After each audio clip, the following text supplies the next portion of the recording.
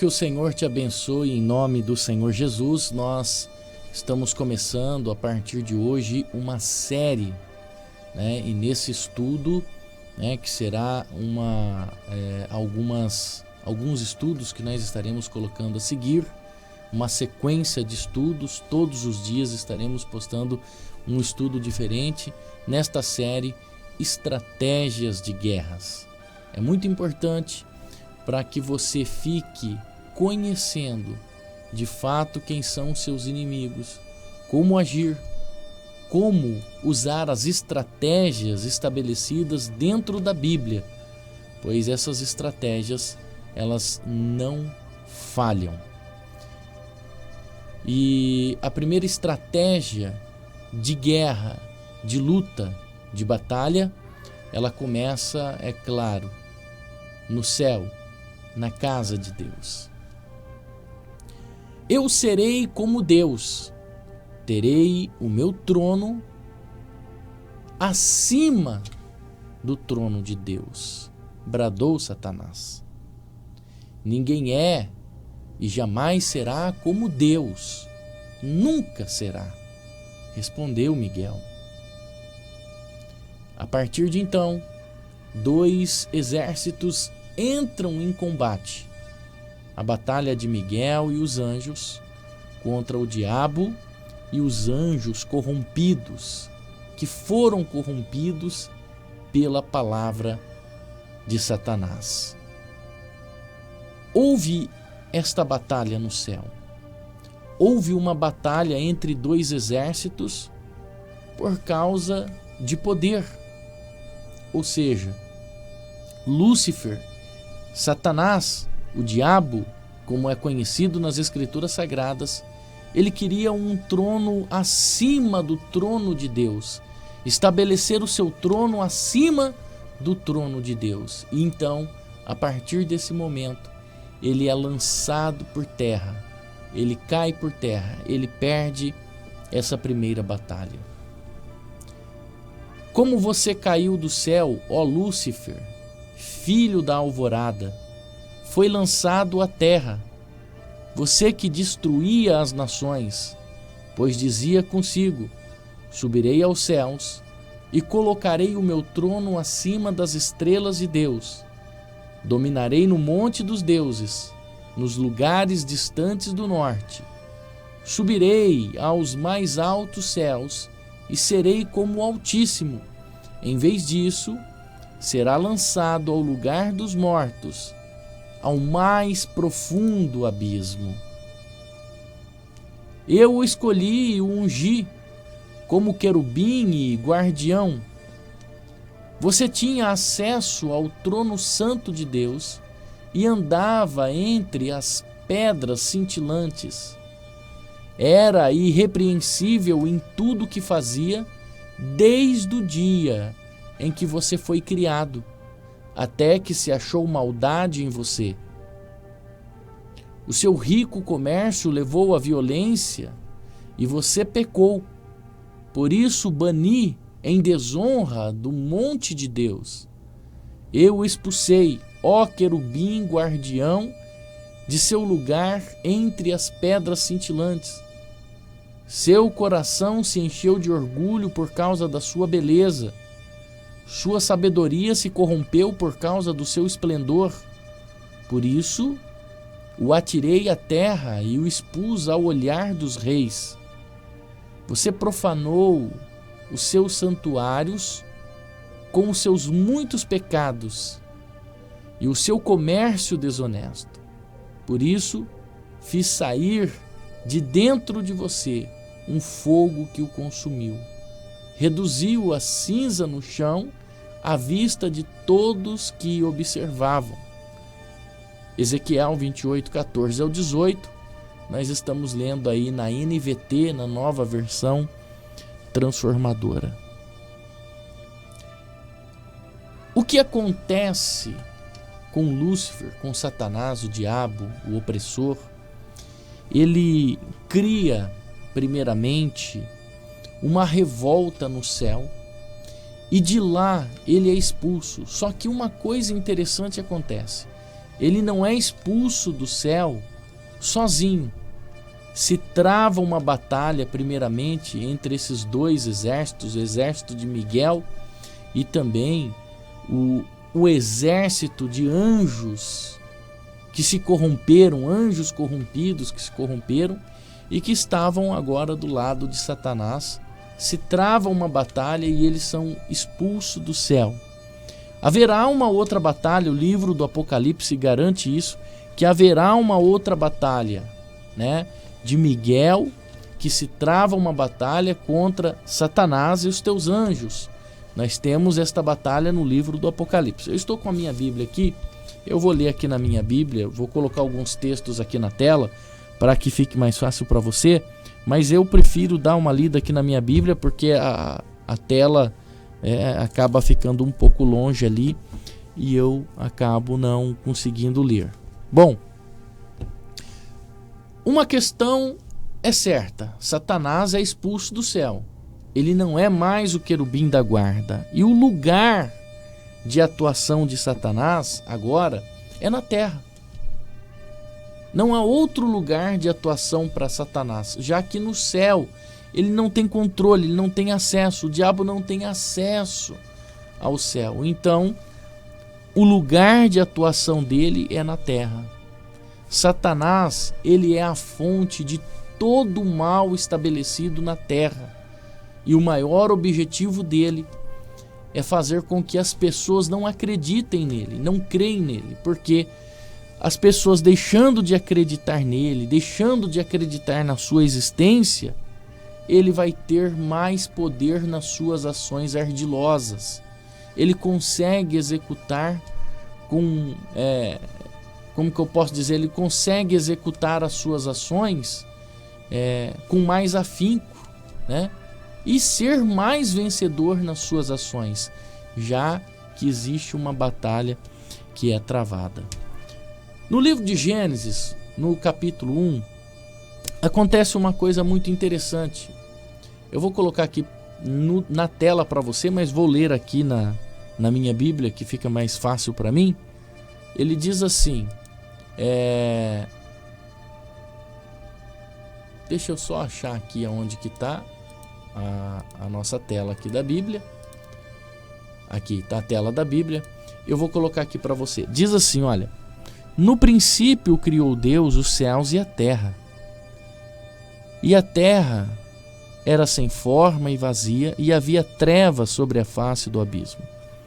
E o Espírito de Deus se movia sobre a face das águas. Agora preste atenção nesse texto bíblico, porque essa passagem mostra como são as coisas, o que acontece. O mundo, ele não surgiu espontaneamente, ele não é obra do acaso, mas o mundo, ele foi criado por Deus, ele se originou de Deus, que Deus é a fonte de todo o bem, Deus é a fonte de toda a criação, de toda a perfeição, de toda a justiça.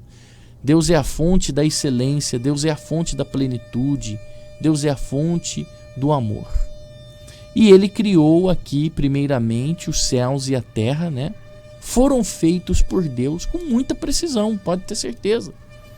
Deus não criou nada imperfeito, Deus criou tudo muito preciso, com muita precisão. Então, nesse intervalo do versículo 1 ao versículo 2, né, pode existir milhões ou bilhões de anos. Nós não podemos comparar o tempo de Deus ao tempo humano, já que o tempo Cronos não existia aqui, a Terra ainda não girava em torno de si, não girava no seu eixo, não tinha sido feito o Sol, não tinha sido feito a Lua. Então, nós estamos dentro de um tempo de Deus. E dentro do versículo 1 ao versículo 2, acontece uma coisa interessante. Veja bem, Deus criou os céus e a terra. Aí, nós temos o versículo 2. E aí mostra uma ruptura nessa perfeição de Deus. E essa ruptura, ela acontece por causa de um evento. Os céus continuam perfeitos, mas a a terra agora ela é vista como desolada, como vazia, como sem forma, né? Como que se ela tivesse passado por uma grande catástrofe. Deus não cria nada sem forma, Deus não cria nada abstrato, Deus não cria nada vazio. Deus criou a terra perfeita. Porém, alguma coisa aconteceu nessa terra que fez com que a terra se transformasse sem forma e vazia. Embora na nossa versão nós temos aqui que a terra era sem forma e vazia, no texto hebraico original ela diz que a terra se tornou sem forma e vazia, né? Então a terra se tornando sem forma e vazia, de acordo com os manuscritos hebraicos, alguma coisa acontece para fazer com que a terra fique sem forma e vazia. E o que aconteceu foi a chegada de Lúcifer, a chegada de Satanás e seus anjos. Eles vieram na terra e destruíram tudo que havia na terra, né? A terra, ela tinha uma pressão atmosférica muito diferente do que nós temos hoje. E a terra tinha aqui os grandes animais, né? Tinha-se uma biosfera diferente. É isso que a ciência comprova hoje, achando o esqueleto dos dinossauros, dos grandes animais que hoje não estão mais aqui, mas existiram. A ciência prova que eles existiram, mas não estão aqui. Hoje eles servem de combustível, viraram petróleo, né? Mas o que aconteceu para transformar essa primeira biosfera em nada? Sem forma, vazio, sem nada. A chegada de Satanás e seus anjos aqui nessa terra transformou a terra totalmente em abstrata. A revolta, a fúria de Satanás para um mundo de escuridão foi tão forte que quando ele chega aqui, tudo que ele vê, tudo que existe vida, ele destrói. Tudo que existe vida, ele destrói para afetar o próprio Deus. Para afetar Deus, porque ele havia recebido uma punição e não conseguindo atingir o próprio Deus, ele começa a atingir a criação de Deus. Então ele destrói tudo que havia aqui. Ele destrói tudo que existia, né? Então tudo que existe ele vem e destrói. Então essa é a ideia de Satanás, o objetivo do diabo, né? Sempre foi de destruir. Então a gente vê aí que essas coisas ficaram vazias, né? Sem forma, a terra ficou vazia, sem forma. Havia uma desordem, havia um caos na terra, né? Predominante em Satanás. Mas Deus queria que alguma coisa acontecesse. Então nós chegamos aí no versículo 3. Então disse Deus: haja luz, e houve luz. Então nada pode ser concebido por Deus e para Deus no meio de trevas.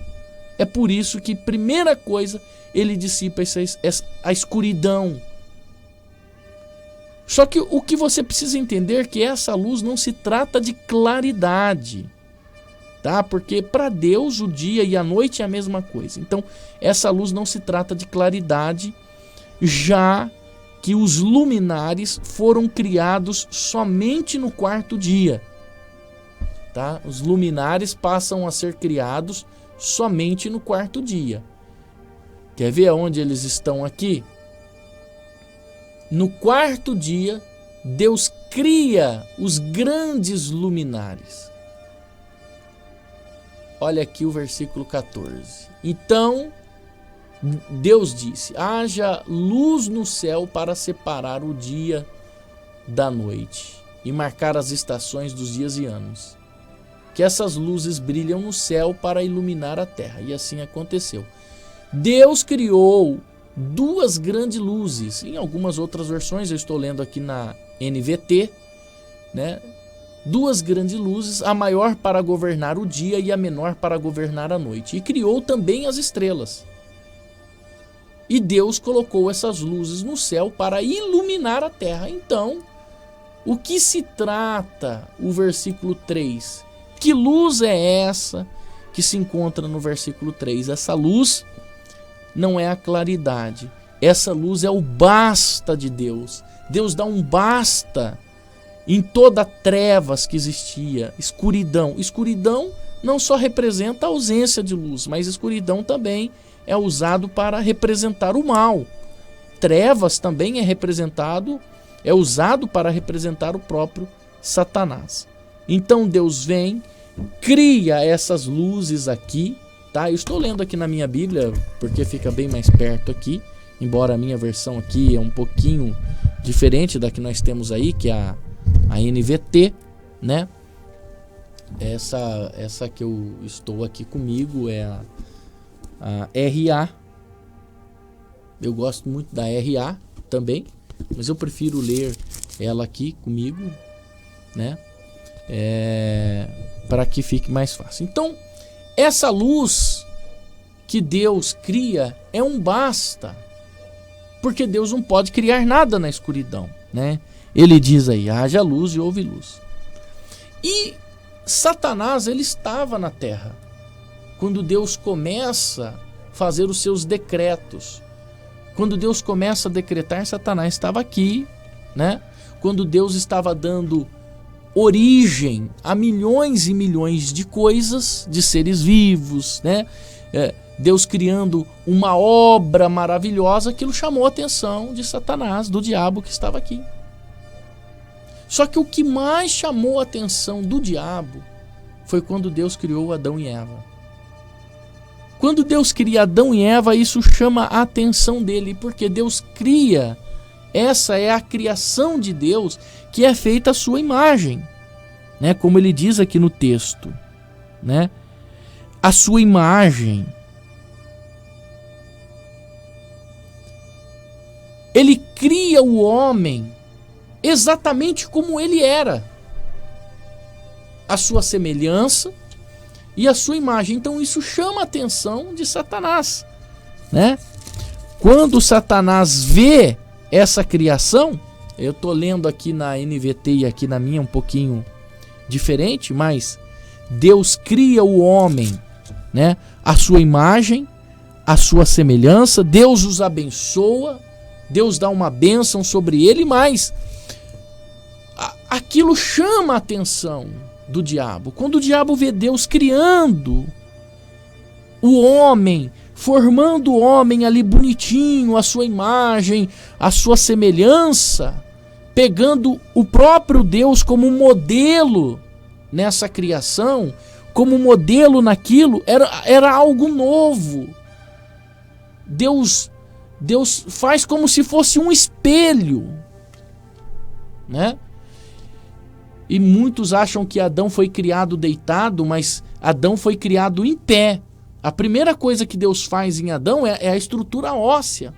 Fique imaginando Deus criando o esqueleto, Deus criando os músculos, Deus criando veias, artérias, né? Deus colocando os órgãos dentro deste corpo que ele está criando. Eu fico imaginando Satanás observando isso, esta criação. Deus fazendo tudo, Deus fazendo a ótica, né? O globo ocular, fazendo o cérebro, Deus fazendo tudo isso, a pele do homem, o coração, os pulmões. E aí, quando Deus ele termina de criar esta obra-prima, porque o homem ele é feito plantado na terra, assim como a árvore, Deus então sopra o fôlego de vida. Quando Satanás vê, observa, isso eu fico imaginando, ele observa Deus soprando o fôlego de vida naquele homem, naquele boneco de barro, né? Naquela obra-prima de Deus, o que Satanás lembra? De quando ele foi criado, do dia em como ele foi criado como um anjo de luz. Que era para ele até esse momento ser aquela mais bela criatura radiante, como nós lemos no texto que está aqui, nessa outra tela que eu vou colocar aqui para você, né? Filho da alvorada, né? E olha o que diz aqui: andava entre as pedras cintilantes.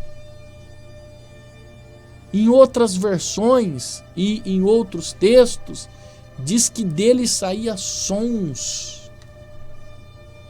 Então ele lembra, quando Deus sopra o fôlego de vida, Satanás lembra exatamente do dia em como ele foi criado. Por isso, ele ficou estarrecido ao ver aquela criatura. Ele ficou estarrecido ao ver o ser humano, ao ver aquela obra-prima de Deus. E naquela minuciosa observação, né? Naquela minuciosa observação, o que acontece? Satanás viu que Adão, além de ser inteligente, além de ser perfeito, ele havia recebido autoridade para dominar sobre toda a terra. E o homem também foi presenteado com uma companheira. Deus deu uma companheira para ele e eles iriam povoar a terra com mais seres iguais. Aquilo revoltou Satanás. Aquilo chamou muita atenção dele e aquilo revoltou ele, revoltou o ex-querubim. E o que mais Deus apreciava era ter um relacionamento, como todas as tardes Deus aparecia ali naquele momento para conversar com eles, né, com os dois, com aquele casal. Essa intimidade que Deus tinha, tudo isso chamou a atenção daquele ex-querubim. E ele começou a observar. Ele começou a observar como Deus conversava com eles, como Deus queria ajudá-lo, né? Como Deus queria que eles desenvolvessem o talento deles, né? Como eles desenvolvessem o sentimento. E aí, falando em sentimento, o sentimento nefasto, né? Esse sentimento nefasto de Satanás começou também a desenvolver, porque ele não tinha aquilo. E ele começa a fazer um plano para interferir nesta obra de Deus. Um plano, um planejamento.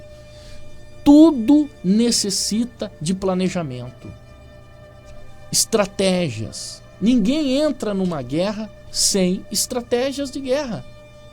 É necessário você ter estratégias de guerra. Porque se você não tiver estratégias de guerra, você é destruído. Olha quantas pessoas já não tentaram destruir a comunidade da família de Deus. Ex-pastores, pessoas que passaram por este ministério, que tentaram se enriquecer, que roubaram o nosso ministério, né? Difamaram, caluniaram. Eles tentaram de tudo destruindo a comunidade da família de Deus. Por que que até hoje eles nunca conseguiram destruir a comunidade da família de Deus? 2 motivos. Primeiramente, porque Deus é nesta comunidade, foi Deus que criou essa comunidade, colocou no nosso coração a criação dessa comunidade, da família de Deus. Segundo lugar, porque a liderança desta comunidade tem estratégias de guerra. Não acha que nós não somos estrategistas e que nós não temos estratégias de guerra? Eu já li muitos livros de estratégias de guerra. Um dos que mais me chamou a atenção foi o livro A Arte da Guerra. A Arte da Guerra é um livro extraordinário, né? Embora muito fora da nossa época, mas é um livro muito fantástico. Então, não adianta a pessoa vir querer fazer guerra usando as mesmas armas. Porque nós temos estratégias de guerra e nós temos estratégias de batalha. Primeiramente, Deus é conosco. Deus é na nossa vida. Mas nós também não somos nenhum pacóvio, né? Não somos pacóvios para entrar numa batalha sem conhecer a guerra, sem ter estratégias, né? Bom, o que nós estamos falando aqui é de estratégia. Satanás, ele sabe que ele precisa de ter estratégias.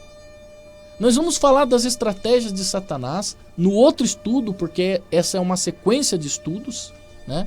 nós vamos falar sobre as estratégias de guerra de Deus.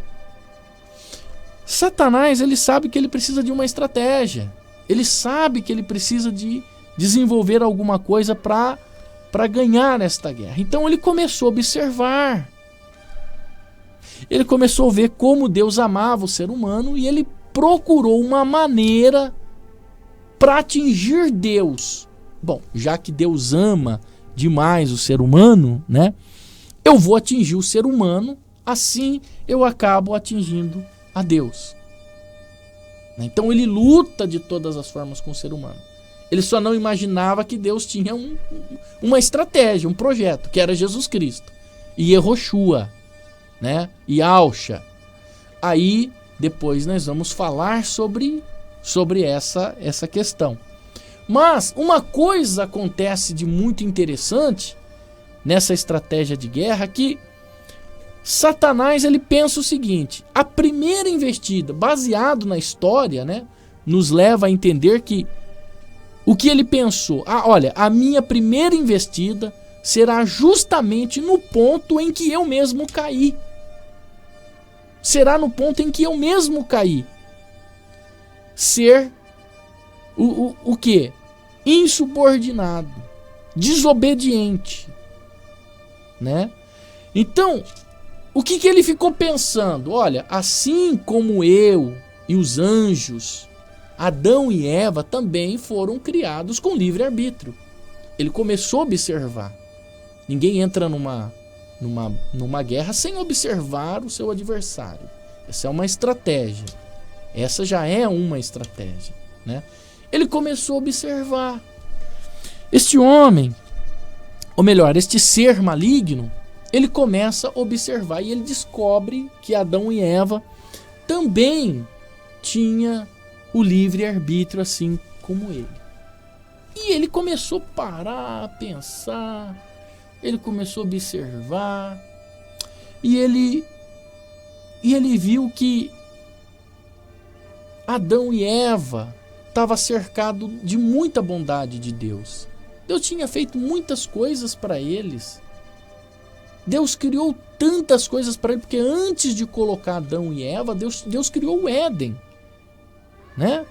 Então eles viram que ele viu? Que Deus tinha proporcionado o melhor, que ele tinha recebido toda a terra de presente, que havia uma árvore no jardim que dava vida eterna para eles, que era a árvore da vida, né? A árvore da vida eterna.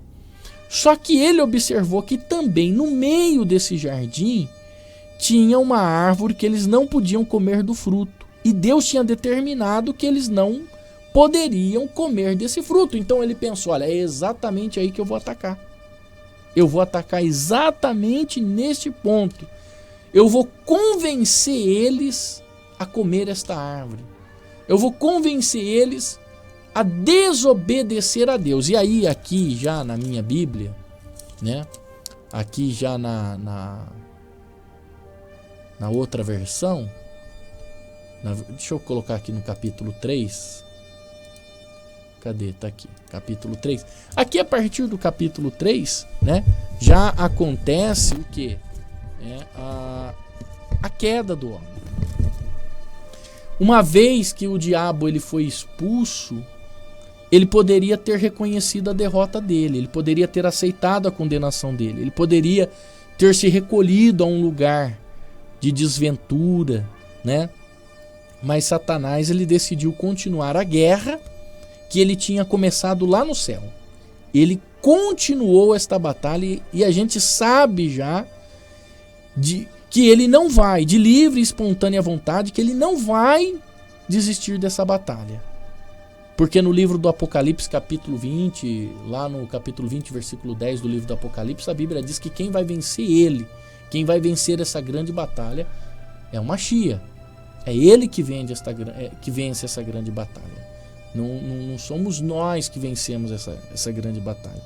Quem vai vencer essa grande batalha é o Mashiach. Então aqui no capítulo 3 começa então a batalha. Começa então a guerra, a luta, né? E o diabo, ele não se rende, porque a natureza dele é orgulhosa demais para admitir que ele errou, que ele pecou. Então ele começou a enfrentar a Deus de uma forma indireta, né? Colocando o ódio que ele tinha,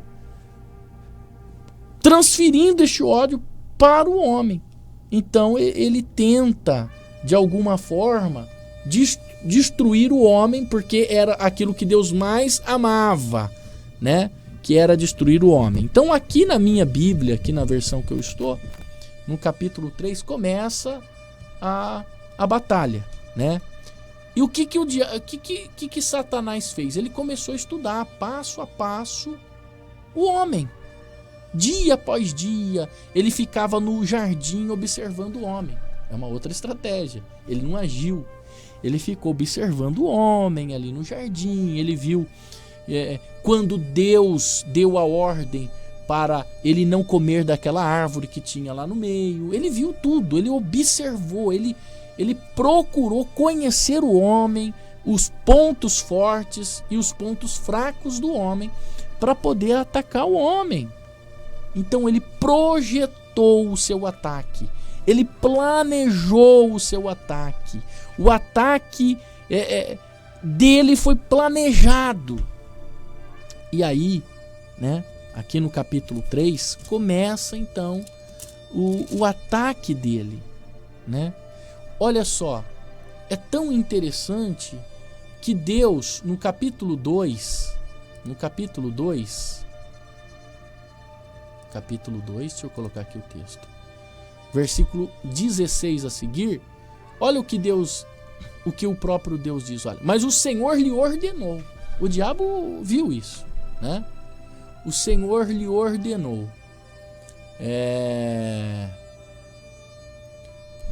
O que Deus ordenou para ele? Deixa eu colocar o 16 aqui. Coma à vontade dos frutos de todas as árvores do jardim, exceto da árvore do conhecimento do bem e do mal. Se você comer desse fruto, com certeza você morrerá. Então, ele começou a trabalhar nisso. É importante você saber que ali no Éden havia uma flora extraordinária, com árvores de todas as espécies para o deleite de Adão e Eva. Mas existia ali a presença desta árvore em especial, que a Bíblia chama de árvore do conhecimento do bem e do mal. Ela tinha um objetivo. Qual o objetivo? De provar a obediência, o livre-arbítrio. Deus havia criado eles com livre-arbítrio, porém Deus nunca criou ninguém e determinou que teria que ser assim e daquele jeito. Deus, ele cria as pessoas com livre-arbítrio. Seguir a Deus é um livre-arbítrio. Então Deus fez com livre-arbítrio, mas Deus colocou ali para testar, exatamente para testar a fidelidade dele. Quantas vezes nós não somos testados? Quantas vezes a nossa fidelidade também não é testada? A nossa fidelidade, ela é testada por Deus todos os dias em circunstâncias que a gente passa. Então, o diabo, ele começou a ver que Deus havia restringido aquilo. Então, ele começou a trabalhar, projetar como é que ele iria atacar. O diabo havia vivido no céu, ele conhecia o modo que Deus agia, né? Por isso ele sabia que a natureza de Deus era muito santa, né? E jamais ele ia permitir o pecado, uma transgressão. E aí o diabo começa a trabalhar em cima dessas questões. E aí, meu irmão, acontece uma coisa extraordinária. O que acontece? O diabo ele começa a ver qual era o propósito da criação de Deus e ele age diferente. Ele age diferente do ser humano. Ele sabe que o salário do pecado é a morte. Ele sabia porque ele estava passando por isso. Então ele viu que Deus havia ordenado para eles não comerem. Então ele começou a planejar como ele iria fazer esse casal pecar. Como ele ia fazer esse casal destruir. Então ele começa a armar uma estratégia de guerra. uma estratégia de batalha. Ele vê, ele observa, ele analisa. Então ele descobre 2 pontos fundamentais. Primeiro, que o homem havia criado com livre-arbítrio. Segundo, que Deus tinha colocado uma proibição ali no meio. Então ele ia trabalhar nisso. Olha, existem 2 pontos que eu tenho que trabalhar. Convencer o homem a usar o livre-arbítrio e comer desta árvore proibida. Começa a batalha no capítulo 3. E o que acontece? Esse ser maligno aqui, ele começa a dizer que ele começa a mentir. Ele se dirige à mulher e começa a mentir. Ele maximiza a proibição.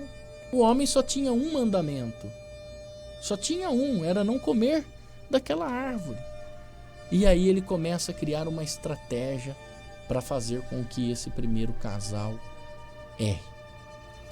Eu vou parar essa primeira parte desse estudo aqui, tá? Para que os estudos não fiquem longos e para que você consiga acompanhar todos os nossos estudos. Na sequência, nós teremos um outro estudo que é continuação desta série de estudos que nós estamos falando. É uma série muito importante, nós estamos falando sobre estratégias de guerra. Nós vamos falar isso dentro da Bíblia, usando a palavra de Deus. Nós estamos vendo a estratégia do inimigo, depois nós vamos ver as estratégias de Deus. E nós vamos aprender no nosso próximo estudo o passo a passo da queda do homem. O passo a passo que Satanás usou para derrubar o homem, tá? A tática que o diabo fez para derrubar o homem, para conseguir colocar em prática aquilo que ele tinha planejado, ok? Que o Eterno te abençoe grandemente, em nome do Senhor Yehoshua HaMashiach, e a gente se vê no nosso próximo estudo, que será um estudo para nossa meditação. Shalom.